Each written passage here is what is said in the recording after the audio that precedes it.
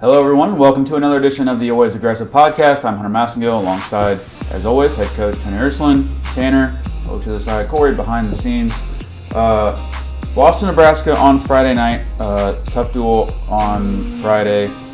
Before we get into, it's a big night like we previewed last week. So many things go on. It was in Mackey. It was senior night, alumni night. Before we get into all those things, I don't want to brush past the late push by Thomas Panola. It was, he got the lost 12-8, but he started the third period down 9-0. So that entire third period, just showing his fight and what kind of, wrestler he is, what kind of athlete he is. Like I said, did lose the match 12-8, but maybe a little bit of silver lining showing that late push against a good wrestler in Jensen. Yeah, it's funny you bring him up, I guess, right away, because he was my point of emphasis in the duel. We always talk about with our guys just wrestling in the moment, and not just thinking about win or lose. And so I really wanted to emphasize, the effort that he gave and the way he came back is kind of how we want our guys to compete down the stretch. We have talent, we're in shape, and the guys are conditioned. We're in a good place, right? But that kind of effort and that kind of fight goes a long way for your team. And so I really wanted to kind of highlight that with the team. He made mistakes. It wasn't perfection, but the effort was there, and he never gave up. He gave himself a chance to win in the end. And so I thought, just from a complete match standpoint, he wrestled the best.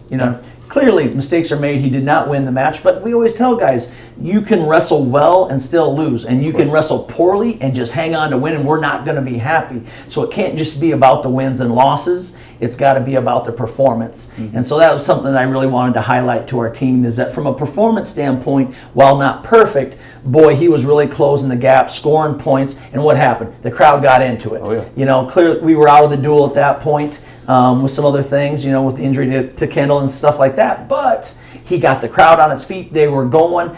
That is what is going to take us where we want to go, both from the standpoint of a team scoring points at Big Tens and giving yourself opportunities to win duels, but just from the standpoint of growing the fan base the way you want, because they got loud, they were excited. That's what you want. That's how you want your kids to compete up and down the lineup. So, like I said, while not perfect, I thought, he gave tremendous effort and gave himself a chance. My favorite thing you said in the post, the post-match talk with the team was, said Thomas Panola did not lose that match. He just ran out of time.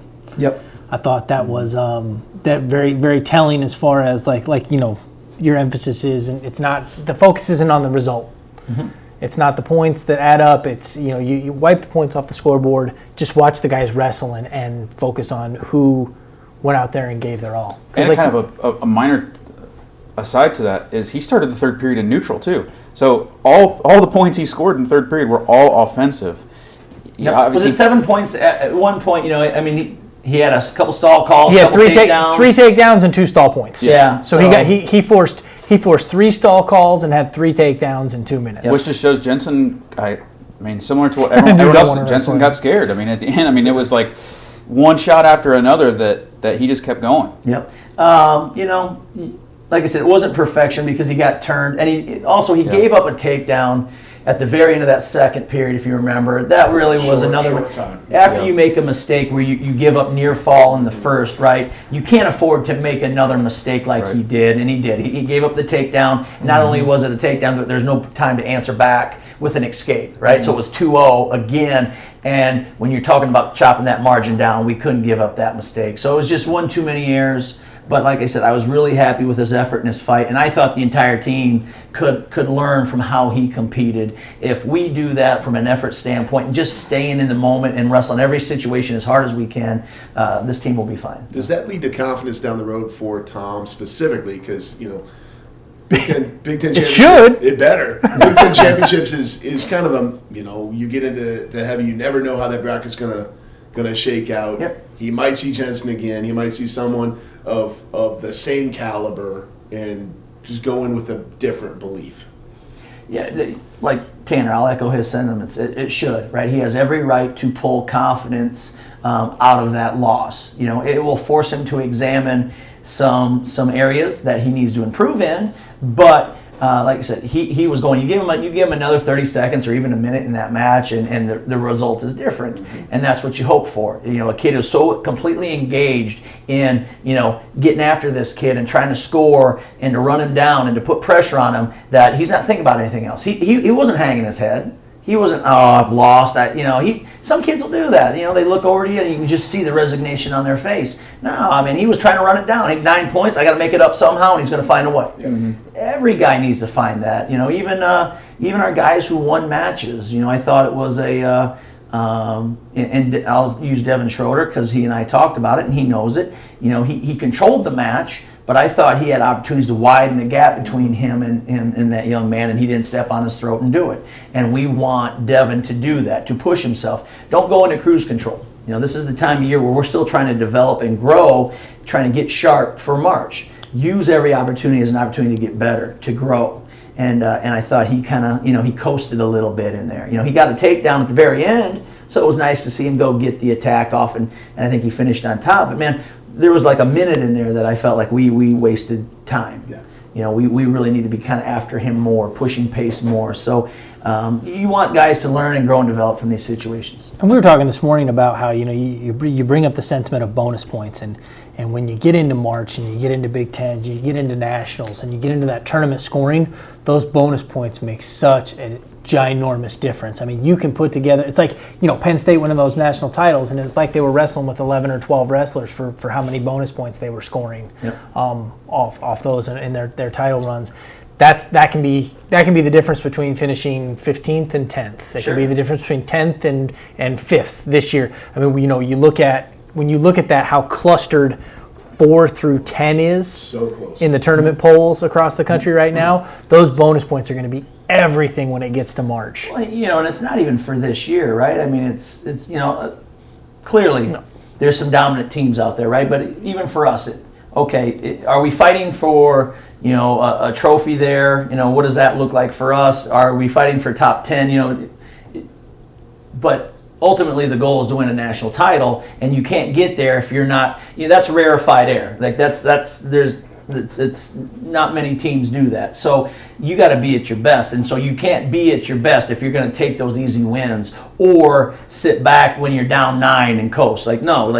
Get better, use the situation for what it is, and improve. So that's where I just no matter what it's going to be, if we're going to be 10th, if we're going to be 4th, if we're going to be 1st, go out there and sell out, because we can't get to where we want to be as a program if we don't have that established anyway.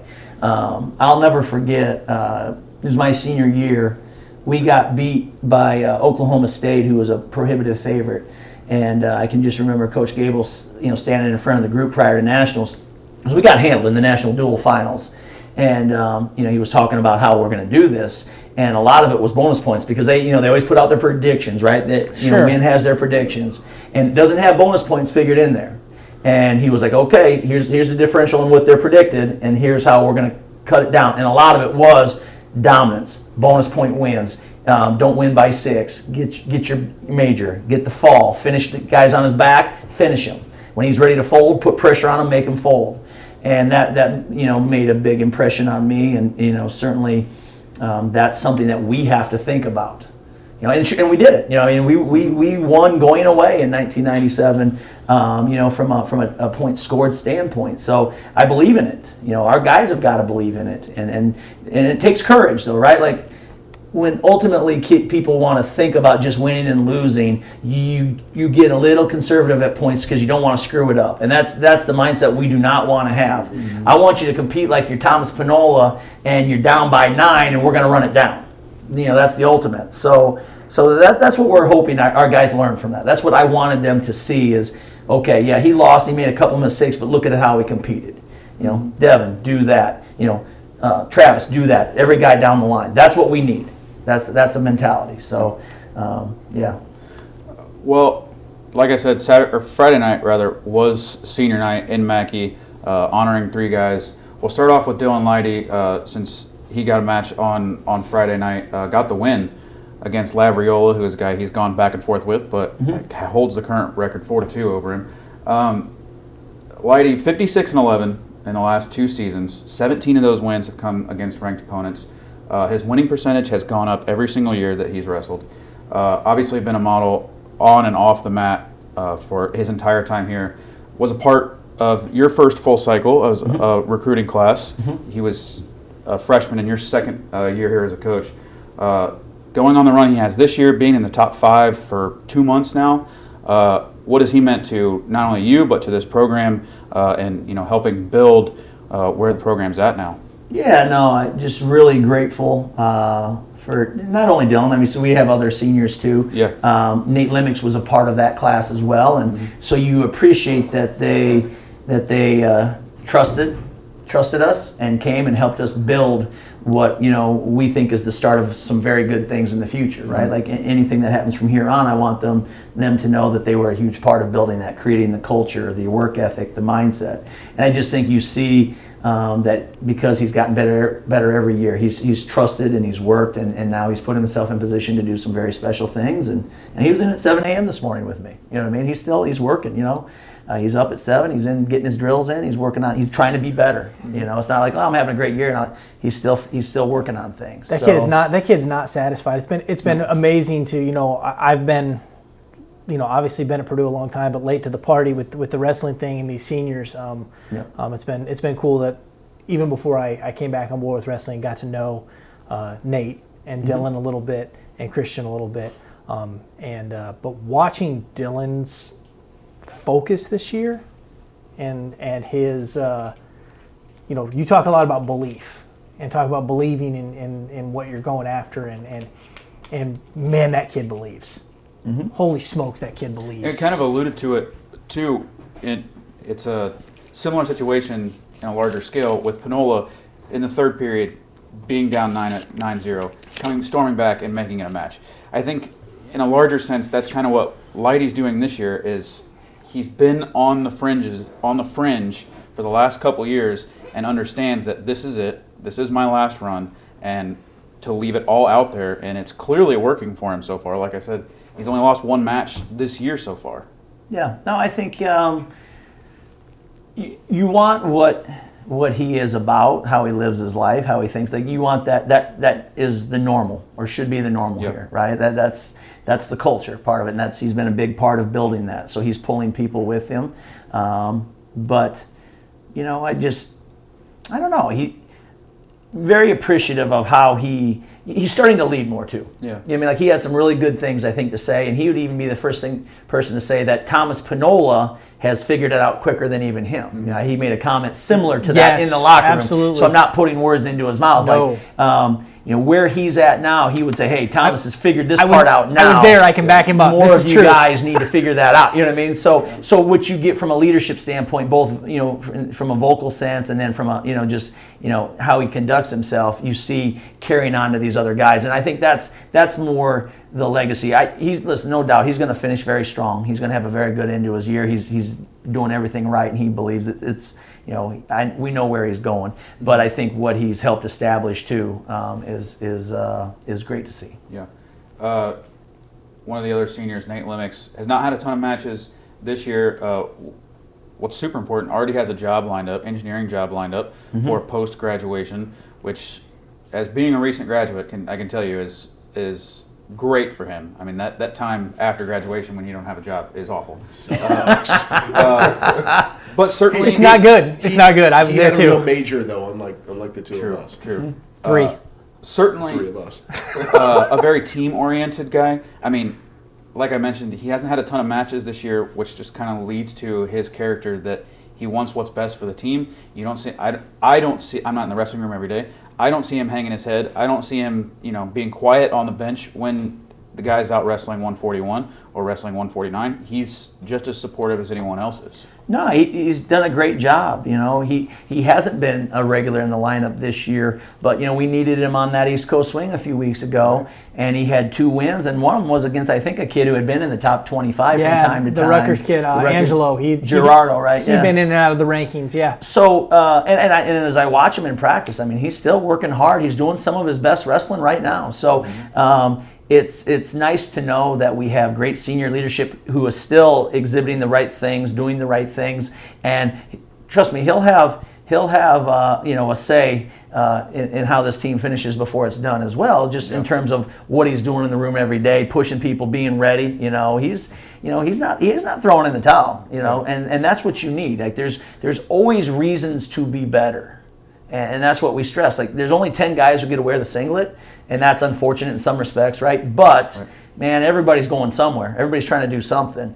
And I'm sure his experiences and the discipline and who he is going to pay off big time down the road no matter what. And he's always ready to put his foot on the line. That's what I dig about Nate. Like you said, on that East Coast swing, he doesn't know. And Tony, you talked about this in your career, how Gable used to, you guys didn't know until it was time, and he'd pick one of you and say, go. Sometimes he'd just turn in the tunnel. The match before we would finish, and he'd turn around and he'd point at the guy that he wanted to go. So it forced you to be ready. Both guys. You had to be ready because you didn't know. He was literally going to let you know 10 seconds before. Nate brings that to the table. Yeah. Nate is ready. He is ready at all times to put his foot on the line, and I dig that about him. I think it's awesome. The other guy, Christian Bruner, didn't get to see him Friday night either, just due to injury. He's had a winning record in all 4 years that he's been at Purdue. 47-16 in the last 2 years. Studying to be a vet with I believe still intentions of going grad school post-graduation. In my opinion, obviously he's an incredible wrestler. What he brings to the table is his sense of humor. I mean, he's always able Christian's to break up the monotony of the routine, like the day in, day out grind, and he's able to break that up. And 2 points to that. One is when he dressed up as you for Halloween a couple of years ago. And with his injury that he's battling, using a cane, I think is so very funny because I'm sure the doctor told him that he needed to be on a crutch to take care of what he's dealing with. Yeah. And I just see that conversation panning out in my head of Bruner asking, would a cane do the same thing? And the doctor being like, I guess. Yeah. I guess you can use a cane. And now seeing Bruner walk around with his cowboy hat on and his cane, he looks like he's a 7-year-old man on your team. Yeah, he likes to ham it up. He likes to lighten the mood. I really appreciate that. The grind is real. We always talk about that. It's hard, right? Even when you're having a season like Leidy's, there's real challenges. There's real adversity for everyone. You know what I mean? Winning or losing. And so to have somebody who has kind of his mindset is great. And, he's gotten some very good news from the doctors, without going into specifics, which we can't.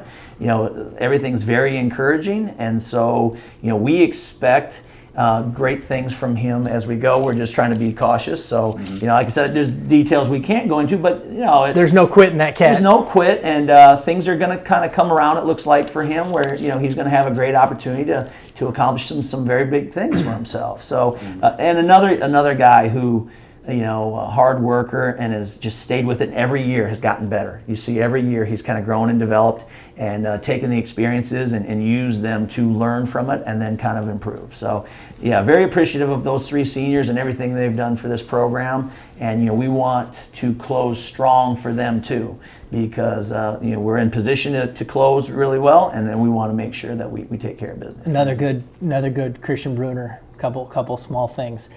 Couldn't believe Minnesota, when they were here, their SID comes to me and he's like, Christian Bruner. I was like, yeah. He goes, is he really he's in the full getup. He's got the hat and the belt buckle and the boots and is that is he just messing with people, or is that him? And I was like, no, that's Christian. Yeah. He's dressed all the way. He's all in when it comes to this lifestyle. We have a policy that when we fly, it's business casual. So minimum is khakis and a polo, and he always complies. But man, I'm telling you, he routinely pushes, Coach, I want to show up in the Canadian tuxedo. I mean, he wants to rock the denim. He thinks that's formal. So he feels like if he gets to wear denim from head to foot, head to toe. I was just saying, we might need to clarify for some people what the Canadian tuxedo is. Yeah, no, I'm good. And no offense to anybody out there, but that's just, that's him. That's what he wants to do. He considers that formal attire. So if somebody on a road trip's wearing a bolo tie, it's probably Christian. Mm-hmm. Absolutely. So the other good one from the same duel. So Christian's on the bench. He's got his cane. He's got big belt buckle, whatnot. And I got to do this to you. I'm sorry, Stephen Karn. Karn comes to me just before the duel starts, right? And he's like, Tanner, you got to talk to Christian. I'm like, why? He's like, you got to tell him, his knife is sticking out of his pocket. You got to tell him he's got to put that. Can you Can't have a knife. Can you say you can't have a knife in here? Can you just tell him to like tuck it into his pocket so nobody sees? And I'm thinking to myself, it's Bruner. Like, yeah, he's probably got a knife. Like, of course he does. That totally makes sense. You never His know. hunting knife. He was out checking his trapping line. Yeah, he might have to. It might be a hunting thing. It might be a vet thing. I don't. Yeah, who knows? So I'm like, okay, sure. I'll tell Bruner to put his knife away. And here I am looking. I'm like, I don't see a knife, but Karn says there's a knife. Fine. I'll address it. So I go over and I tap him on the shoulder. Christian, do me a favor, buddy. I was like, can you tuck the clip to your knife into your pocket so nobody can see it? And he looks at me with the most befuddled look on his face. He's like, knife? He's like, what? And he reaches into his pocket and he pulls the metal clip out. I see the metal clip and he pulls the metal clip out and it is a ballpoint pen with a metal clip. And he turns and he holds it up at the scorer's bench to Karn. And Steven just goes... Just deflated, huh? You take the L. All the wind came out of the stage. Yeah, the L was... Take the L. And we haven't let him hear the end of it. And we continue, Will, to ride him on this topic. So rest assured, you're safe at Holloway. But Bruner, yeah. Absolutely. Karn's doing his job. Karn's doing his All job. of Bruner's knives won't fit in his pockets. Yeah, that's what I was like looking to the back pocket, like maybe he had like the big I'm thinking like the big like hunting like knife in the sheath in his back pocket or something like that. Karn's the event manager for those of you who are... Yeah, Steven Karn, our event manager, does a great job. Uh-huh. Keeps us safe and organized and whatnot when we have duels. Safer than we need to be. Evidently. Hide your So pins. those were two, they just happened to be on the same night, but two great Christian Bruner moments that definitely speak to him. Well, certainly a great class, and I'm sure a class, like we mentioned with Lighty, a class that means a lot to you just because, these are some of the first guys that you recruited as the head coach here. So the Nebraska match was on Friday. Illinois match isn't until Sunday, which is... Can we go back to Nebraska one more thing? Mm-hmm. The seniors, yes. So the seniors are quickly going to be added, before we know it, they're going to be added to an esteemed group of alums. And we had an awesome group come back Friday to join us. Yep.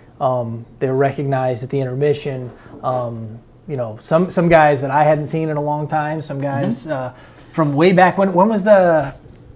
Was it Tom Robinson? Was that his name? Yes. But class of what? Was it class of 70? No, it was 50-something. 56? We had 1956? That's not, maybe 56, We have to 59. go look. I don't want to do a disservice to him. But man, it was awesome. He wrestled for Claude Reek. Yes, we had two gentlemen there that had wrestled for Claude. So it was great to have the alums come out from a number of years. And represent, kind of everybody who had come before. We actually had some coaches, high school coaches too, that had, I think it was, sectionals the next day. Yep. And so they were obviously busy and wanted to get their athletes ready too. So now I'm very thankful that we had a number, the representation was great, that they came back and got to be recognized and enjoyed an evening, watching wrestling. And I think it's, a credit to you, a credit to the team that you currently have, the team that you've had for the last couple of years, is that they give these guys something to be proud of, something that they're willing to come back and say that I was also a part of what's going on right now in Purdue wrestling. Yeah, no doubt. Great to hear their memories. They as they went around and they kind of introduced themselves, I think they were, spoke about kind of maybe something that was, special to them in their time or one of their favorite memories. And it just, a lot of guys, it's not the wins and losses all the time. It's, it's the friends or the travel or those moments, and It's always fun to hear. Well, Nebraska match on Friday, Illinois coming up on Sunday. That match at 2 p.m. on the Big Ten Network. So be sure to tune in for that. But it's a full 8 days. Oilers on TV. Let's go. Full 8 days away. 9 if you count match day. So what has that done for your schedule so far this week? I know we're halfway through that break already. But did you give a guys a little bit of extra time after Nebraska or? No, we gave them a couple days off, which was nice. I gave them the weekend off, Saturday, Sunday, and then we came back Monday, and obviously we're starting preparations now, and it's nice to have a full week. We just came through a really busy schedule in a run of tough teams, on the road for 3 in a row, and then 3, I think it was top 10 teams at home, and it's, you finish on Sunday, your off days Monday, and now you're Tuesday, Wednesday, and hey, we're dual Friday, right? Right back on the mat. So it was just such a quick turnaround. It was nice to give them a couple days and say, hey man, get refreshed, keep your weight where it needs to be. Certainly you can't come off your discipline, but to have a couple days where, what do you want to do from a workout standpoint? It's more up to you. What do you want that to look like? Was nice. So we got back Monday, and we've had a couple good days of preparation. We'll have another really good one today, because we're still 5 days out from competing hard. Yeah, and I'm sure they'll appreciate that. I mean, they've certainly worked hard up to this point, and then they've got another tough opponent in Illinois on Sunday before a long break, and we won't get into Big Tens or anything postseason until next week. Coming soon, though. More of that stuff comes out, but still going to be a tough duel on Sunday against the Illini in their home gym. No doubt, and they're on a bit of a roll right now. I think they've won. I mean, it might be 4 or 5 in a row. I don't have the exact number, but they're a good balanced team, and we're going to have to come ready to fight, just like any Big Ten opponent. It's another opportunity, right. And that's how we need to look at it, right? You can't change your mindset. We've talked a lot about that, I think, this year. So I expect the same mindset with the same goals for those guys to go out and execute their match plan and compete hard for 7 minutes. Yeah. Another cool look back. Sunday, we had a small group of guys go down to the Greyhound Open down in Indianapolis. Oh, yes. The guys did really well. Marshall Craig won the 133-pound title. We had 2 guys place at 25. We had a couple more guys place at 33. Yep. Had heavyweight. Jarris Perry got 4th place. 4th. So yeah, it was nice, and that's more than likely the last Open for this group. They'll start helping us prepare for the Big Tens and Nationals, right? So they won't be competing as much. So this, for most of them, is kind of that last Open. It was nice to see them have success, which is also a great thing about wrestling, right? Like, they have opportunities to compete even though they're not the guy. Absolutely. And you like to see these kids make the most of their opportunities. It's important for them. It's a chance for them to get their foot on the line and go out there and practice the messages that they're hearing day in and day out. As far as, it was good to see guys chase bonus points. It was good to see guys, go get tech falls, go get falls, go get those, not focus on the points, but dominating your opponent. Yep. And a lot of them did a really good job at that. Well, as I mentioned, Sunday, the last dual meet of the season, so last opportunity to see the Boilers on Sunday. Like we said, 2 p.m. on the Big Ten Network. If you live locally here in West Lafayette, it's only like an hour and a half drive to Champaign, so not that far. And there is a time change, so it's really only like 30-minute drive. I believe Google Maps had an hour and 41 minutes. So that's So a 41-minute drive. That is too Huff Hall. That is too Huff Hall. It'll take you 41 minutes on the clock to get there. The match is on the Big Ten Network Live. Linear network, Second yes. time you've been on the network this season. Every other match that you've had at home, this is in my wheelhouse. That's why I'm talking about it. But it's live streamed. Big Ten Network, BTN Plus, and Flow Wrestling. I think that's a big deal. Mm-hmm. I hope that you think that's a big deal because that's why we do what we do. But how important is it for the sport to get that sort of exposure? No, I think it's incredibly important. I mean, we talk all the time about how can we grow the sport, and I think the dual meet is a big part of that.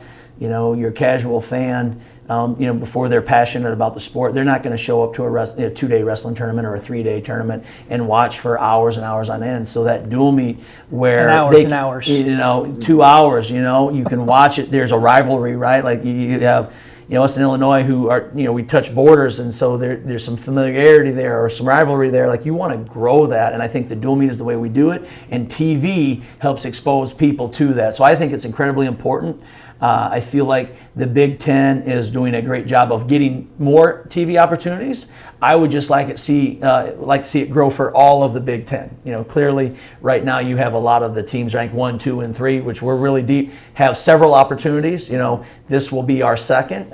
We want to continue to have more. Some of that's on us. We need to go win. Right, and we're gonna bust our tails to make that happen as well. We're gonna continue to have guys fighting for national championships and All-American. So those rankings, those matchups, force people to put you on. Yep. But that would be my only thing is I want to absolutely be on TV 5, 6, 7 times a year, if we can. So we want to keep pushing that envelope if we can with the Big Ten, and like I said, we got to do our part as well. Well, I know I certainly love seeing, scrolling through TV, seeing Big Ten wrestling or NCAA wrestling come up on a Friday night or a Sunday afternoon or sometimes even a Saturday afternoon.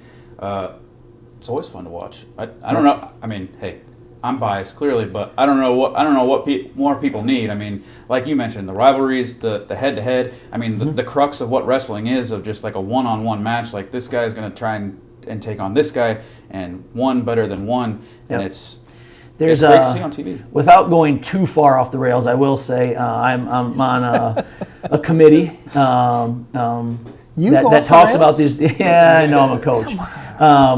So there's a lot of talk and discussion now about moving to a one-semester sport, and then along with that move, maybe going to a dual meet season as well, where we can have a dual meet championship.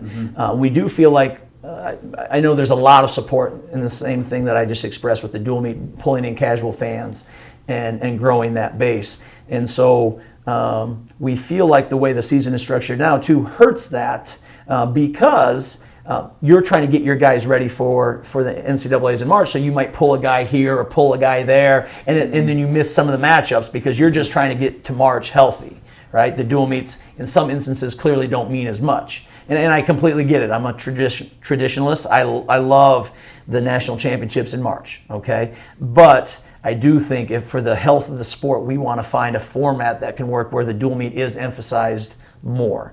And maybe if we go to that second semester, the feeling is we can help ourselves in a number of ways. We can help ourselves from an APR, an academic progress rate standpoint, right? Where we're not traveling and making weight through both semesters. Okay, so maybe we can get more, academically done in the first semester, and then the second semester you can kind of divide your season a little bit. And I do think there will be a lot of support for that. So hopefully we'll have news to report next year about movement in that way. And so that's kind of a brief overview, but I know it's out there. We've discussed it on one of the committees I'm on, and I feel like there's a lot of support moving ahead with that. It'll certainly be exciting. Like you said, hopefully, next year we can certainly talk about more specifics of things that may be on the table. But I think one of the big hurdles to jump is when you create a new championship is incentivizing it, right? Like winning a national championship has the history behind it. Winning the national championship has, your medal, your trophy. The list of incredible wrestlers that have won national championships.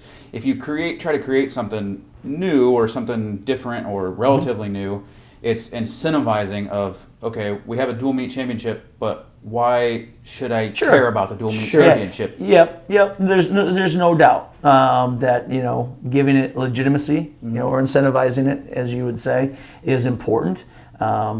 I do feel, like I said, I think the coaches all recognize the need for it, and that it is a completely different.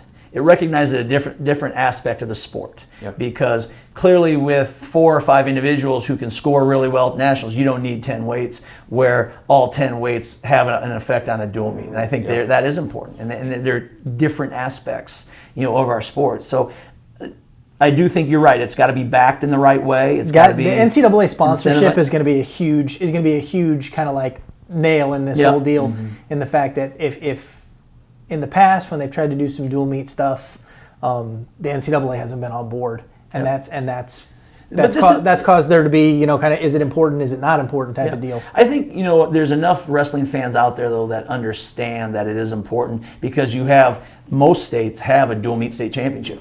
Pennsylvania just finished theirs. Ohio has theirs coming up. Some states stay until they're after their individuals. So that concept is already out there. I don't think it's a far leap. I do think, too, one of the, just from a legislation piece, this is interesting to me, so I'll bring it up. Football has this now where they can compete 4 games or fewer and still preserve their red shirt. Right. That is something that we're wanting to explore as well. It's a concept that we'd like to see, NCAA kind of push through and adopt, because if we can have red shirts help fill in our lineup from time to time, we don't have to take forfeits. Wrestling isn't a sport where, if you're missing a guard, you put another guard in, or you take a forward and make him a guard, help cover. Right. We 125 pounds, 133 pounds, and so it makes it difficult just to sub a guy in. Well, especially with the new weight regulations and how much weight people can how lose. You can descend. You can't. So we need ways to have some flexibility with, if we could use, some of those red shirts to plug in places. You could still not have forfeits and have a quality dual meet, because the talent's good. You just don't want to burn the red shirt. Not to mention, give the fans a quick look at a prize coming. recruit that could, might be in the, you think it's going to be in the lineup next year or the year after type of deal. Get a sneak peek at what's coming down the line. Right. So I think those are all issues, right? If you're looking at the landscape of wrestling and how we're trying to make things better, I think that might be a little, a sneak peek of where we hope. By no means is it guaranteed. I just know those are things that are kind of being brought up and talked openly about. Mm-hmm. And so, I think those things could really help the quality of the dual meet within our sport. Still preserve a red shirt, put a quality product out, eliminate forfeits. And so let's hope those things gain momentum as we move forward. You said something about how like the top guys, when you're one of those top guys in the top teams, and you're a little more strategic about how many matches you wrestle. We were looking through the other day, and there's some cases, I don't want to call anybody out specifically, but it's crazy to me to see some of these people that are ranked 1, 2, 3 in the country, and they've wrestled like 7 matches this year. Yeah. 10 matches this year, 12 matches this year. And it's hard because you think about the fact, like, that this guy's the top guy at the weight. Mm-hmm. Like, there's no doubt about it. Like, people understand it. They're a defending national champion, or they've beat the best people in their limited amount of matches. But it's so crazy that, like, if, we'll flip to basketball. If Duke only played like 7 games in the year, mm-hmm. and while everybody else is playing 25 or 30, right. Like, it wouldn't work the same. If it's crazy to me how, like, there's certain things about wrestling, and there's certain, like, if Alabama football only played a 5-game schedule and they played a couple of the top teams, but then they played a couple, cupcakes or whatnot, would you still put them in the college football playoff? They probably would, yeah. That's a whole nother talk. I love that you guys are having these conversations. It's interesting, right? Like, you can't make that. It's not an apples to apples deal when you're looking at how these sports are approached and how they're looked at, and it can be very confusing for the casual fan who doesn't necessarily understand the sport. Who we want to join yeah, the ranks of wrestling. We're trying to pull these people in. Which is exactly what you're doing. I mean, if this were to happen, creating just another high level, weekend, a high level week, a tournament that, Big Tens is incredible to watch. NCAAs is incredible to watch. A lot of other conference tournaments are incredible to watch, and this would just be another in that list of really good competition. No doubt. Taking on one another. And there's been so much good in terms of ratings and things as far as the dual meet goes this year, right? Like, you can point to a lot of different dual meets where it was a strong crowd or a strong viewership on TV. We talked, I believe, about how Penn State Iowa did when they were on TV. That was a very strong night for TV for wrestling. So I think there's enough evidence to show that events like these can make money. There's a revenue source there, which, let's face it, when you're talking about TV is what you need. You need to prove that's a viable event. And I think that airtime has to be valuable. Yeah, I think that's what you're seeing. And so there's the strength and maybe the timing's right to make some of these moves now and build a better product and maybe create a better student-athlete experience too. I throw that in because of the one semester. Yeah. I personally strongly believe in that. There's different opinions, so I don't want to tell you that's the end-all be-all, but I just really feel like you go to one semester and let these kids academically focus on some things, and then we start off and go hard. We could have maybe a better student-athlete experience as well. Well, all to say that the Boilers will be on TV on Sunday. We took the long turn there, but set your DVR. But 2 o'clock on Sunday on Big Ten Network, Boilers taking on the Illini. Like I said, the last chance to see the Boilers in the regular season. Last chance to see the Boilers for a little while. It's about 3 weeks after Sunday before you'll get to see them again at Big Ten. But we'll preview that next week on the Always Aggressive podcast. And thanks, Coach Tony Ursuline, Tanner, Corey behind the scenes. I'm Hunter. Always Aggressive podcast. As always, Boiler up.